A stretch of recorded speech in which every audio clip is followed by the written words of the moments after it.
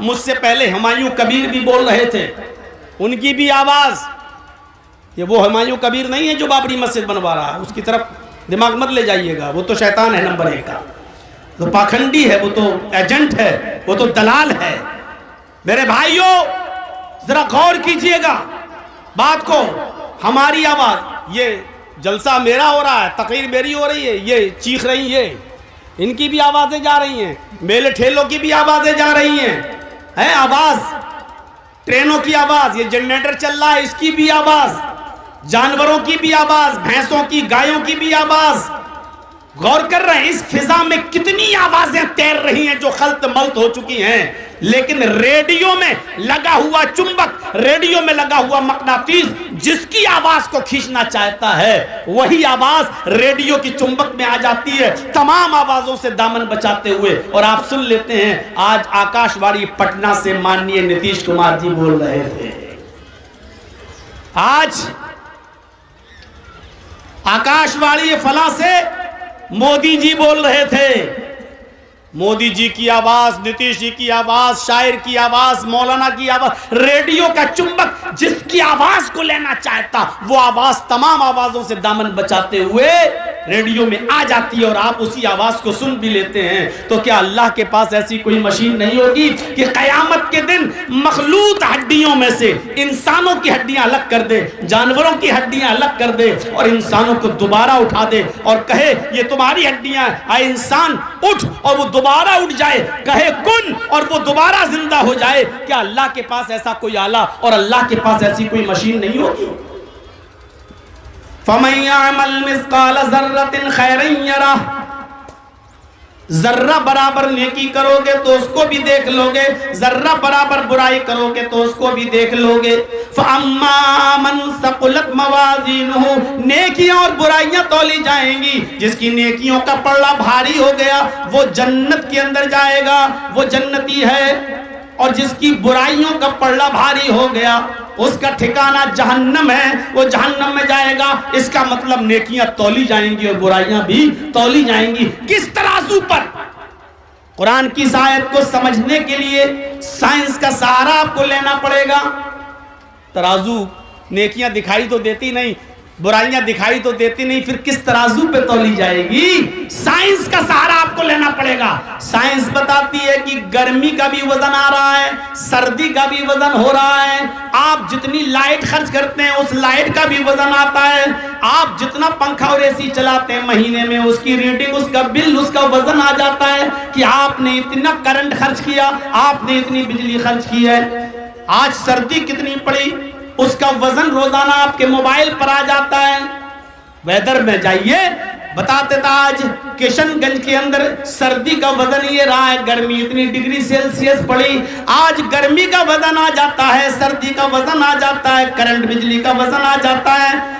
بخار دکھائی نہیں دیتا، فیور، لیکن ڈاکٹر جب تھرمامیٹر لگاتا ہے تو اس میں بخار کا وزن آ جاتا ہے کہ آپ کو 100 ڈگری بخار ہے، 101 ہے، 102 ہے، 104 ہے، کتنا ہے؟ جب یہ نہ دیکھی جانے والی چیزوں کا وزن جب ہو جاتا ہے تو کیا اللہ رب العالمین کے پاس ایسا کوئی آلہ نہیں، اللہ کے پاس ایسی کوئی مشین نہیں جو نیکیاں اور برائیوں کو تول کر انسانوں کے سامنے رکھ دے؟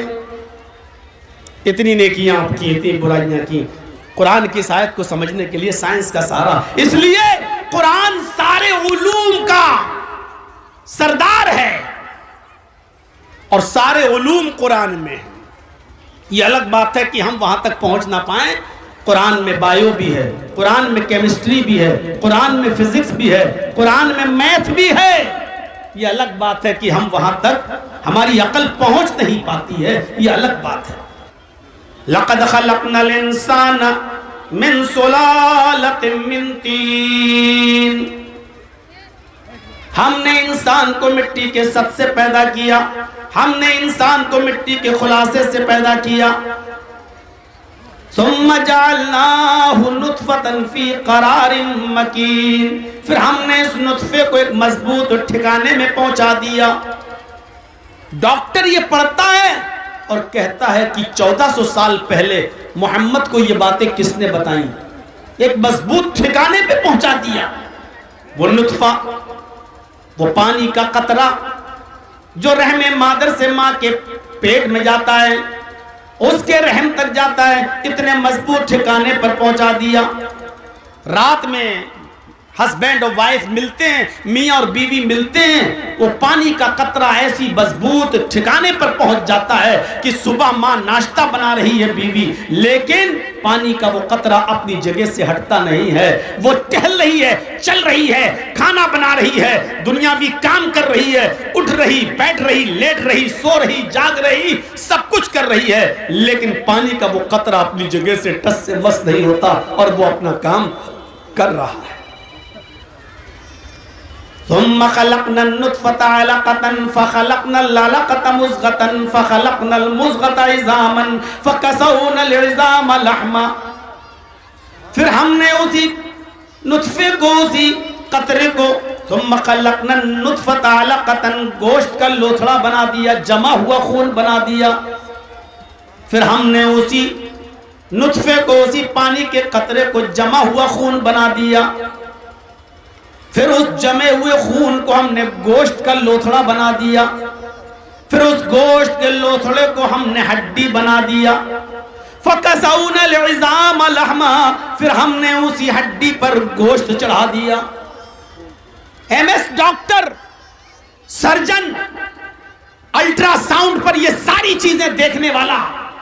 وہ دیکھ کر دنگ رہ جاتا ہے۔ 1400 سال پہلے قرآن میں یہ آیتیں نازل ہوئی، محمد رسول اللہ کو یہ کس نے بتایا کہ پہلے یہ پانی کا قطرہ جمع ہوا خون بنتا ہے، پھر خون سے گوشت کا لوتھڑا بنتا ہے، پھر گوشت کے لوتھڑے سے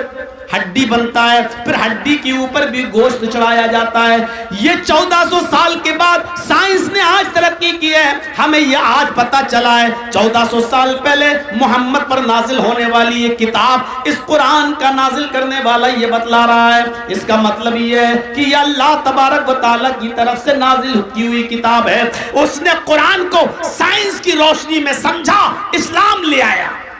آج میرے بھائیوں، قرآن کو وہ لوگ زیادہ اچھی طریقے سے سمجھ رہے ہیں جو سائنس پڑھ رہے ہیں، آج قرآن کو وہ لوگ زیادہ اچھی طریقے سے سمجھ رہے ہیں جو میتھ پڑھ رہے ہیں، قرآن کو وہ زیادہ اچھی طریقے سے سمجھ رہے ہیں جو فزکس اور کیمسٹری پڑھ رہے ہیں، کیونکہ قرآن میں یہ سارے علوم موجود ہیں، سارے علوم موجود ہیں۔ اس لیے علم دین کے ساتھ ساتھ آپ علم دنیا بھی حاصل کریں، ورنہ ہاتھ کٹ جائیں گے، کہیں کے نہیں رہ جائیں گے۔ اذا السماء انفطرت، جب آسمان پھٹ جائے گا، آج سائنس بھی کہتی ہے کہ ایک دن آسمان پھٹے گا۔ اذا الشمس کورت، جب سورج کی گرمی لپیٹ دی جائے گی، سورج روزانہ اپنی روشنی دھیرے دھیرے کم کرتا جا رہا ہے، اس کو ہم سائنس کی روشنی میں سمجھیں۔ اذا زلزلت الارض زلزالها، جب زمین اپنی پوری شدت کے ساتھ ہلا ڈالی جائے گی۔ آج سائنس بھی مانتی ہے کہ ایک دن وہ لاوا جو زمین کے اندر پھیل رہا ہے جب پوری دنیا میں پھیل جائے گا، اور جب بالٹی میں پانی بھر جائے اور نل بند نہ کیا جائے تو پانی باہر آنے لگتا ہے، ایسے ہی جب یہ لاوا پوری دنیا میں زمین کے اندر پھیل جائے گا اور لاوا بڑھتا رہے گا تو ایک دن یہ لاوا زمین کو پھاڑ کر باہر نکلے گا، اور جب یہ لاوا زمین کو پھاڑ کے باہر نکلے گا تو زمین میں زلزلہ ہوگا، بھوکمپ آئے گا، اور وہ بھوکمپ بہت شدید ہوگا، پوری دنیا میں اس کے جھٹکے محسوس کیے جائیں گے۔ اسی کو قرآن نے کہا اذا زلزلت الارض زلزالها،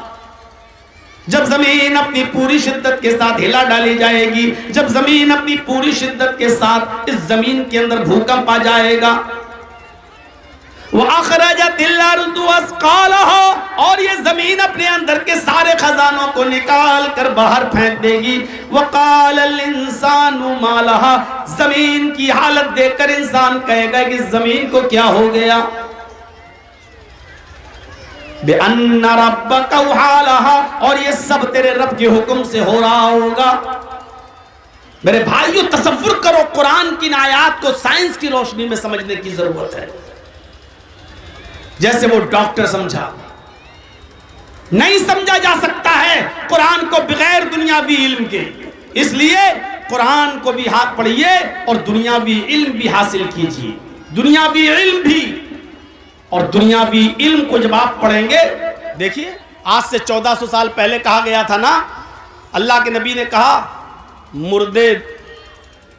انسان مرنے کے بعد دوبارہ زندہ ہوگا، تو لوگ مذاق اڑاتے تھے، واہ ہڈیاں سڑ جائیں گی، گل جائیں گی، انسان دوبارہ زندہ ہوگا۔ سوامی دیانند سرسوتی نے تو ستیارتھ پرکاش میں باقاعدہ اعتراض کیا ہے، ہم لوگ سمندر میں ڈال دیے جاتے ہیں، بہا دیے جاتے ہیں، انسانوں کی لاشیں جانوروں کی لاشوں کے ساتھ مل جاتی ہیں، اللہ تعالیٰ ہر ایک لاش کو کیسے الگ کرے گا، انسانوں کو کیسے الگ کرے گا، جانوروں کو کیسے الگ کرے گا؟ یہ ایک ڈیفیکلٹ کوئسچن تھا، دماغ کو جھنجھوڑتا تھا، لیکن آج ریڈیو کی ایجاد بتلا رہی ہے۔ جرجیت صاحب یہاں بول رہے ہیں، میری بھی